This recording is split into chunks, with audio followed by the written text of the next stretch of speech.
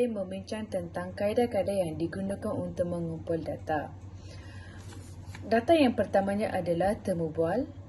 Kaedah ini melibatkan interaksi langsung antara penyelidik dan responden dengan bertujuan untuk mendapatkan maklumat mendalam dan pemahaman yang lebih baik tentang subjek kajian. Data yang kedua adalah analisis dokumen. Kaedah ini melibatkan pemeriksaan dan analisis dokumen rekod atau bahan bacaan untuk mendapatkan maklumat relevan untuk kajian. Data yang ketiga adalah pemerhatian. Pengumpulan data melalui pemerhatian langsung terhadap aktiviti atau keadaan. Data yang keempat adalah soal selidik. Kaedah ini melibatkan penggunaan borang soal selidik yang diberikan kepada responden untuk mengumpul maklum balas tentang pendapat, sikap atau tingkah laku. Terima kasih.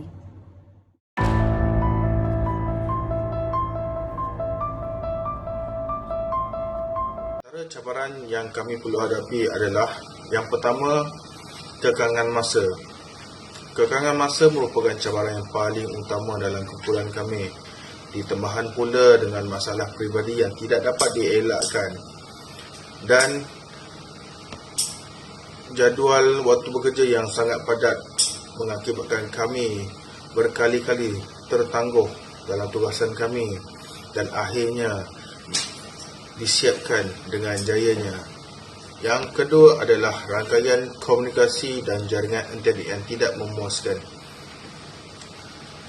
Sewaktu perbincangan dalam kumpulan kami seringkali mengalami gangguan full screen untuk jangka masa yang agak lama sehingga mengganggu tugasan kami.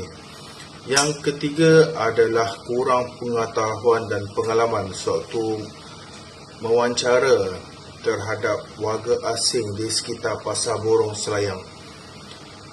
Bukan itu saja, warga asing di Pasar Borong Selayang tidak fasih bercakap dalam bahasa Malaysia dan itu agak sukar untuk kami mewawancarakan kepada mereka.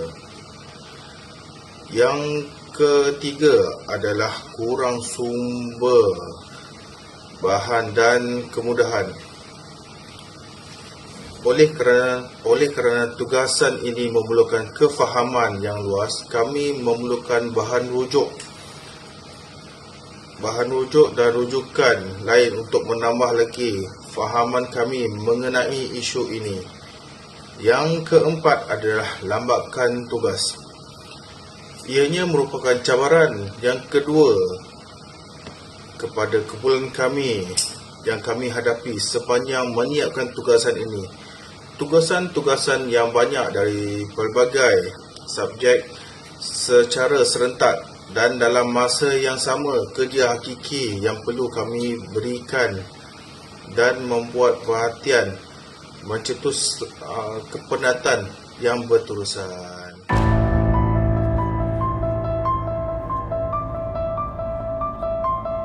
Antara solusi yang telah diambil bagi melapisi setiap cabaran adalah yang pertama, berkongsi jadual kerja dengan ahli kumpulan.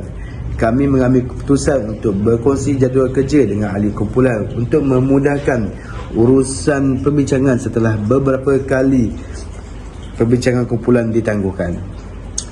Dengan ini kami dapat mencari waktu paling sesuai untuk berbincang dan menyuarakan pendapat bagi menyiapkan tugasan. Yang kedua, untuk mengenangi masalah ini, kami saling mengingatkan ahli kumpulan untuk bersedia terlebih dahulu sebelum sesi perbincangan online bermula. Kami akan meminta ahli yang mengalami masalah jaringan rangkaian untuk bersedia ke tempat yang mempunyai rangkaian internet yang kuat seperti ke cyber cafe, perpustakaan awam ataupun kedai-kedai menawarkan servis internet percuma. Yang ketiga, solusi bagi cabaran ini adalah kami memperbanyakkan menonton video berkenaan cara menemu ramah dengan lebih kreatif. Kami bersedia menyediakan rangka soalan yang lebih meluas dan teks wawancara agar wawancara tersebut berjalan dengan lancar. Yang keempat, oleh kerana sumber rujukan di perpustakaan agak terbatas, kami meneruskan memfokuskan kajian kami melalui artikel-artikel dan bahan kajian yang kami perolehi di atas talian. Kepantasan makluman di hujung jari telah banyak membantu kami dalam menjalankan tugasan yang diberi ini. Makluman dan data yang kami perolehi untuk merupakan maklumat yang update dan relevan dengan masa kini. Seterusnya, percanggahan, cadangan dan idea kami perolehi pada akhirnya selepas kami saling memunasabah diri dan mempentingkan toleransi antara satu sama lain demi menjalankan tugasan ini.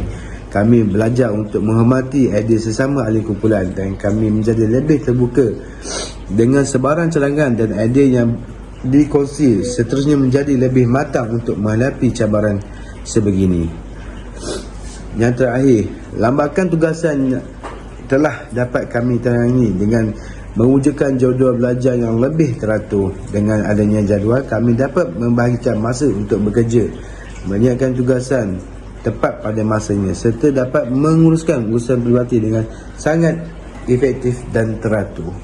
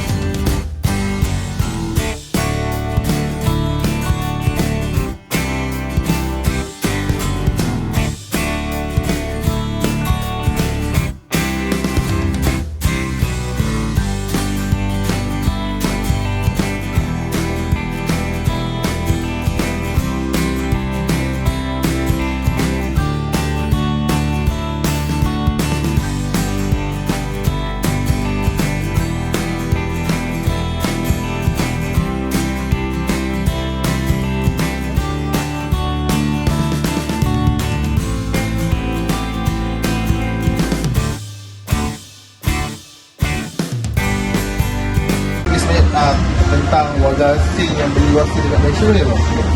Ya, apa pendapat abang tentang pendatang asing yang berada dekat Malaysia ni? Impact Macam mana dia ada baik ada buruk lah. Oh, baru 2 minggu. Oh, 2 minggu. Abang manager ke apa? Saya? Ha. Saya cashier. Cashier. Okey, nak tanya lah. Apa macam contoh ramai-ramai pekerja asing ni pekerja asing abang ni kan? Bukan, dia orang lama dia daripada saya. Cuma dia orang tak reti nak guna komputer kan. Gaji dia tak payah dia nanti tolong beli.